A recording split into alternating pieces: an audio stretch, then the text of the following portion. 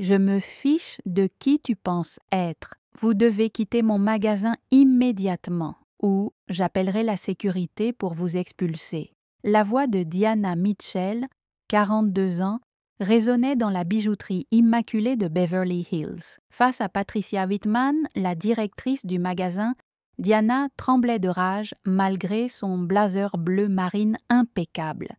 Ses yeux, intenses et déterminés, montraient que l'on avait poussé au-delà de son point de rupture. Patricia devint rouge et sortit son téléphone. « J'appelle la police. Vous ressemblez à un voleur et devriez être arrêté. » Mais Diana, déjà sûre d'elle, dégaina son propre appareil. « Allez-y, appelez-les. D'abord, laissez-moi vous dire ce que je pense de vous. » Patricia ignorait que cet affront marquerait le début de sa chute, car la femme qu'elle humiliait allait révéler qui elle était vraiment. Diana Mitchell était la fondatrice et PDG de Luminous Designs, une entreprise prospère avec 47 magasins dans 12 États et un chiffre d'affaires annuel de 180 millions de dollars. Présente à Beverly Hills, Manhattan, Chicago et Atlanta, sa marque était prisée des célébrités. Malgré sa réussite, Diana conduisait toujours sa Honda Civic 2003, rappelant d'où elle venait. Chaque matin, elle se levait à 5 heures, enfilait un bracelet porte-bonheur, choisissait au hasard un de ses magasins à visiter sans prévenir, non pas pour surveiller les employés, mais pour s'assurer que chaque client soit traité avec le respect qu'elle n'avait pas toujours reçu. Le magasin de Beverly Hills était le joyau de son empire. Situé sur Rodeo Drive, il générait 2,3 millions de dollars de revenus mensuels et attirait une clientèle fortunée depuis des années. Diana avait personnellement conçu chaque détail, l'éclairage, les vitrines, les présentoirs, pour que chaque diamant scintille parfaitement. À sa tête se trouvait Patricia Whitman, 38 ans, issue d'une famille aisée du Connecticut. Convaincue que seuls certains clients méritaient l'expérience Luminous, Patricia s'était donné pour mission de préserver l'exclusivité de la boutique. Sous ses ordres travaillaient Kevin Toth, 26 ans, le directeur adjoint, Ashley Chen, 23 ans, vendeuse attentive et bienveillante, et Marcus Johnson, 45 ans, agent de sécurité dévoué. Ce matin-là, Diana s'était rendue incognito à Beverly Hills dans sa vieille Honda. En franchissant la porte, elle ne remarqua pas immédiatement les vitrines étincelantes ni la douce musique classique, mais une vitrine légèrement de travers. Elle passa outre, se rappelant qu'il ne s'agissait pas d'une simple inspection, mais d'une visite pour vérifier la qualité du service. Diana se dirigea vers la collection Aurora, pièce maîtresse du magasin, une sélection de diamants rares d'une valeur totale de 2 millions de dollars. Le collier Aurora, estimé à 350 000 dollars, était pour elle l'ultime démonstration du savoir-faire de l'entreprise. Alors qu'elle l'admirait, Patricia la remarqua et l'aborda avec un sourire superficiel, déjà en train de la juger sur son apparence. Elle imagina Diana comme une cliente ordinaire sans réaliser qu'elle se trouvait face à la créatrice de ce sanctuaire de luxe. Lorsque Patricia s'adressa froidement à elle, Diana la défia du regard. « Je me fiche de qui tu penses être. » Tout le monde dans le magasin se figea, conscient qu'un moment historique se jouait. Patricia comprit trop tard son erreur. Humilier une femme qui incarnait, par son parcours et sa réussite, exactement l'inverse de tout ce qu'elle condamnait. « Bonjour », avait dit Patricia d'une voix trop joyeuse et condescendante. « Vous cherchez quelque chose de spécial aujourd'hui ?» Diana, sans se douter du jugement, répondit avec sincérité. « Oui, j'aimerais voir la collection Aurora. » Le sourire de Patricia vacilla. Cette gamme était réservée aux acheteurs fortunés. Changeant de ton, elle lança. « Ce sont nos pièces premium. Elles commencent à 200 000 dollars. » Diana hocha la tête. « Je comprends, mais je souhaite tout de même les voir. » Patricia se sentait mal à l'aise. Refuser serait trop évident. Elle demanda alors « Pour quelle occasion ?» Diana, surprise, répliqua « Est-ce si important ?» À contre-cœur, Patricia déverrouilla la vitrine Aurora, la surveillant comme un garde protégeant un trésor. Elle avançait lentement, espérant que Diana s'ennuierait. Mais Diana, experte en bijoux depuis 20 ans, examina chaque pièce avec un œil aguerri. Elle désigna le collier central. La taille de ce diamant est exceptionnelle. Origine, Colombie. Patricia balbutia. « Comment vous savez cela ?» Diana continua. « La clarté est impeccable, mais le sertissage pourrait être amélioré. Les griffes sont légèrement inégales. » Pris au dépourvu, Patricia déclara d'un ton raide « Nos pièces sont fabriquées par des maîtres joailliers. » Diana répliqua diplomatiquement « J'en suis sûre. Je suis exigeante sur la qualité. » À cet instant, la porte s'ouvrit sur Monsieur et Madame Blackstone, un couple riche et blanc dans la soixantaine. L'attitude de Patricia changea immédiatement. Son visage s'illumina et elle se précipita vers eux. « Monsieur, Madame Blackstone, quel plaisir! Vous cherchez quelque chose de spécial pour votre anniversaire ?» Diana resta seule, invisible à côté de la vitrine ouverte. Patricia offrit du champagne aux Blackstone, les installa dans des fauteuils confortables et leur présenta chaque bijou avec un enthousiasme qu'elle n'avait pas montré à Diana. Seule Ashley Chen, la jeune vendeuse, remarqua l'injustice. Elle s'approcha en souriant. « Madame, puis-je vous aider ?» Mais Patricia l'interrompit sèchement. « Ashley, organise l'inventaire, » ordonna-t-elle d'un ton qui n'admettait pas de refus. Diana, peinée pour Ashley, murmura « Ce n'est pas grave, j'attendrai. » Pendant 15 longues minutes, Diana observa Patricia s'occuper des Blackstone, expliquant l'histoire et le savoir-faire de chaque pièce. Le temps passant, Diana comprit que Patricia ne l'aiderait jamais. Elle s'approcha alors de Patricia qui continuait d'ignorer son existence. « Excusez-moi, » dit Diana calmement. « Je suis toujours intéressée par la pièce Aurora à 350 000 $. Patricia éclata de rire, sans retenue. « Il me faut d'abord une preuve de fond, » répondit-elle, moqueuse. Diana sentit sa mâchoire se tendre, mais garda son calme. Elle savait que Patricia, par son comportement, venait de trahir les valeurs mêmes de ce magasin. La scène laissa Diana déterminée. Elle quitterait cet endroit, mais pas sans faire reconnaître la discrimination dont elle venait d'être victime. Toujours souriante, Patricia sembla surprise de voir Diana prendre la parole. « Une preuve de fond ?» demanda Diana, perplexe. « Des cartes de crédit, des relevés bancaires, quelque chose qui montre que vous pouvez vraiment vous le permettre, » répondit Patricia comme à un enfant. Diana observe les Blackstone. Depuis 15 minutes, ils achetaient sans qu'on leur demande la moindre vérification financière, malgré la valeur des bijoux.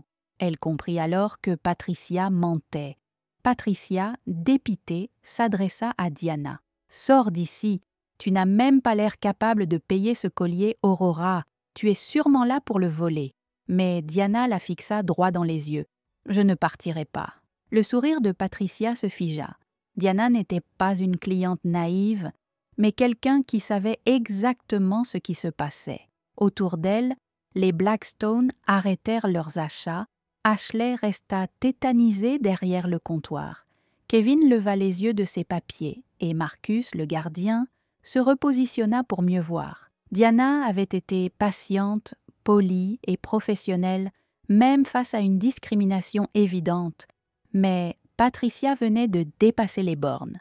Gênée, Patricia se raidit. « Tu m'as entendu ?»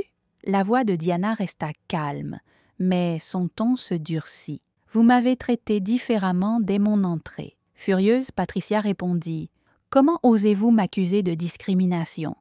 Je traite tout le monde selon nos normes. » Diana balaya les Blackstone du regard. Ils avaient été servis comme des rois, reçus avec du champagne et invités à s'asseoir sans jamais fournir de preuve de leurs moyens. Puis elle reconcentra son regard sur Patricia. « Vos critères varient en fonction de la couleur de la peau. Ces mots frappèrent Patricia comme une gifle.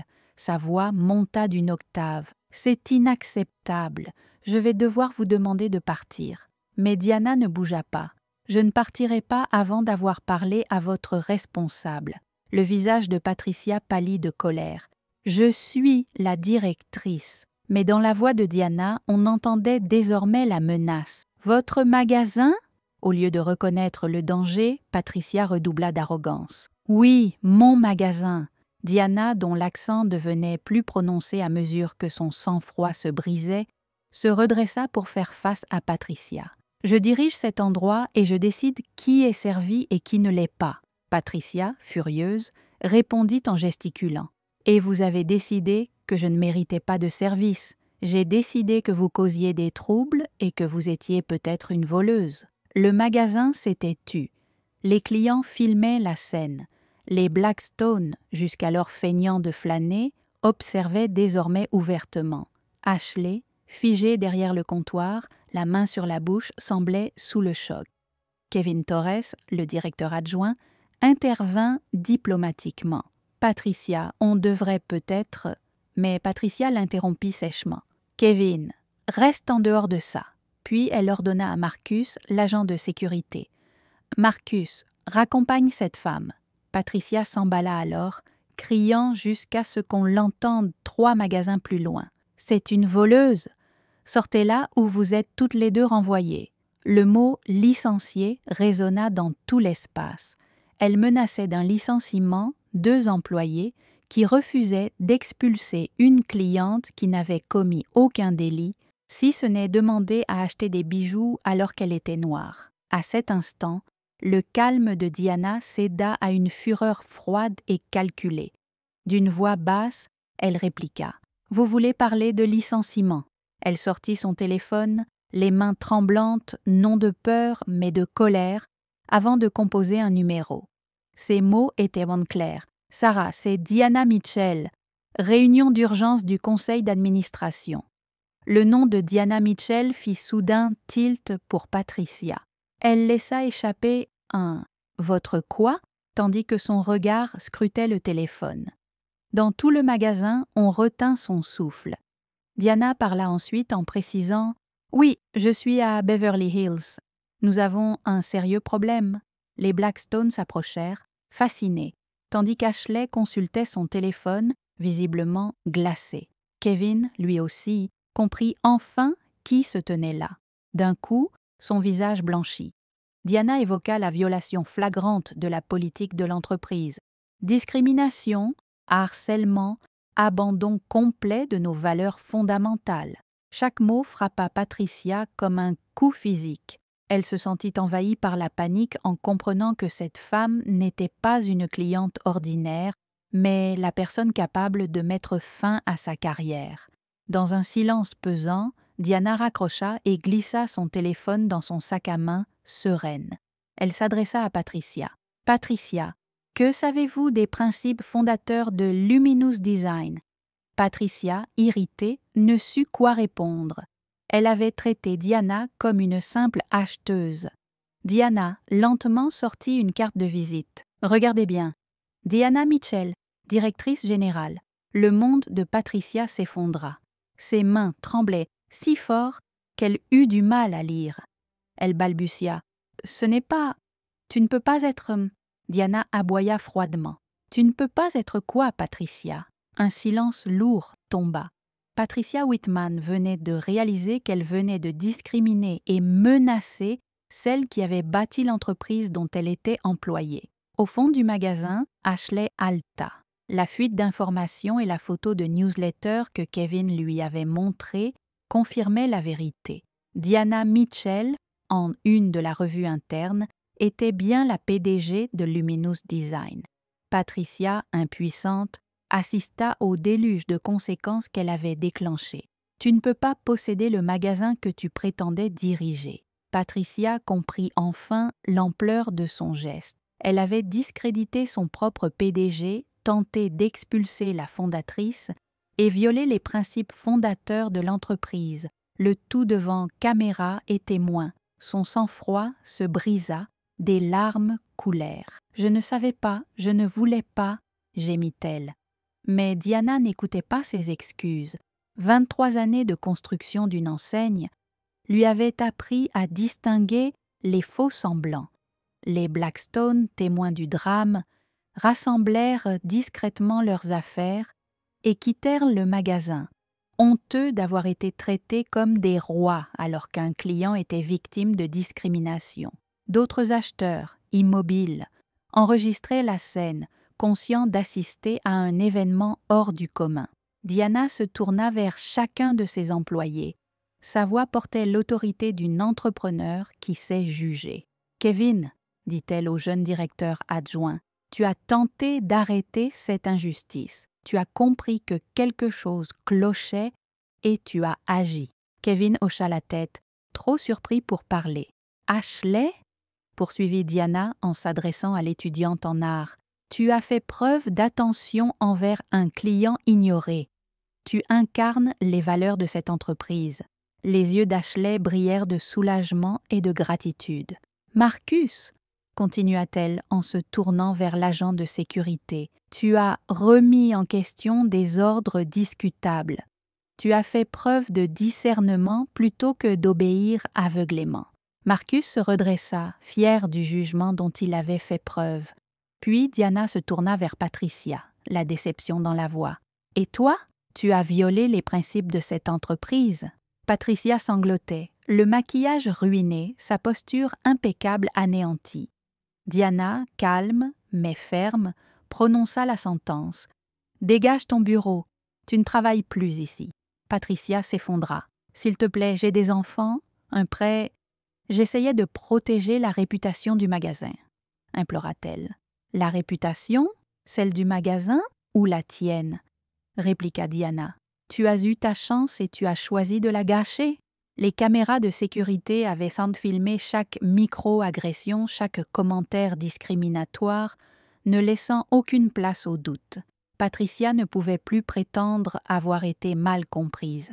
Diana se tourna alors vers ses employés restants. « Kevin, à partir d'aujourd'hui, tu es directeur du magasin. » Les yeux de Kevin s'agrandirent. En 30 minutes, il passait de directeur adjoint à directeur du plus prestigieux établissement de Luminous Designs. « Ashley, tu es désormais directrice adjointe ?»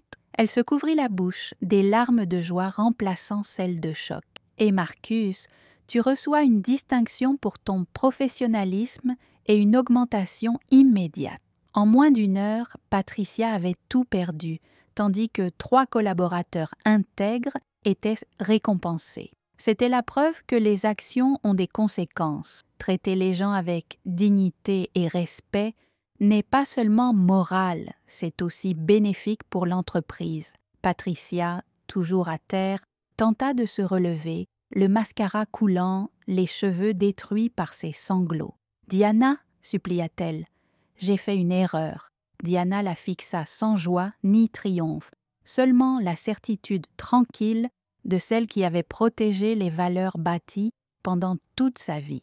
Une erreur? Non. Un comportement révélateur de qui tu es vraiment.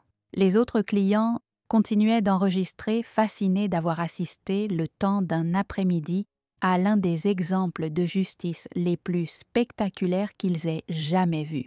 Patricia supplia « Je peux suivre une formation de sensibilité. » « Les préjugés ne disparaissent pas, » répondit Diana. « On choisit seulement de ne pas agir selon eux. Aujourd'hui, vous avez cédé. » Patricia s'affaissa dans une chaise offerte au Blackstone. Jamais à elle. Diana, au client qui filmait, « Ce que vous avez vu ne représente pas Luminous Design. Cela ne se reproduira jamais. » Un client âgé dit « Madame, votre gestion a montré plus de grâce et de force que tout ce que j'ai vu. » Diana. « 3 de mes employés m'ont rappelé pourquoi je suis fière. Kevin appellera les RH pour licencier Patricia et célébrer sa promotion. Ashley, félicitations pour ton nouveau poste. Nous parlerons demain. Marcus, merci pour ton discernement. » Diana annonça. « Nous restons ouverts.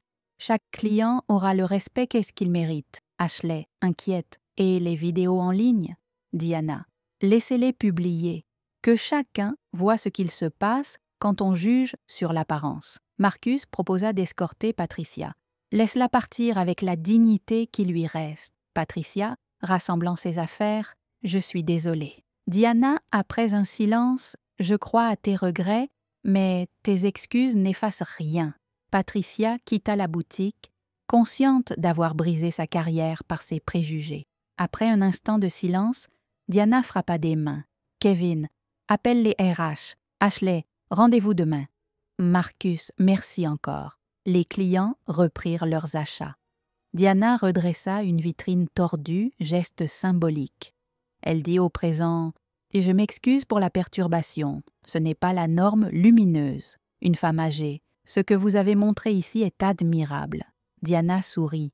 La grâce n'est pas toujours facile, mais elle est toujours nécessaire. Kevin, impressionné.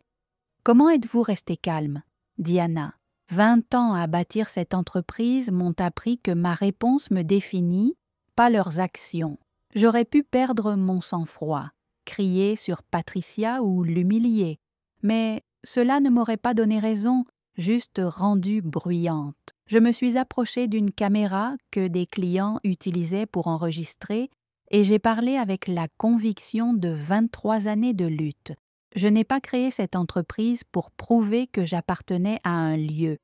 Je l'ai bâtie pour que chacun y trouve sa place. Je portais le même bracelet en argent terni que j'avais gardé malgré la pauvreté, la discrimination et la perte. Ce bijou m'a appris que la vraie valeur ne se résume pas à ce qu'on voit en surface, mais à ce que l'on porte en soi. Je suis revenue à la collection Aurora, une exposition de 2 millions de dollars que Patricia hésitait à me révéler. J'ai disposé chaque bijou avec précision, traitant chaque collier, chaque bague et chaque bracelet comme une œuvre d'art exigeant respect et attention.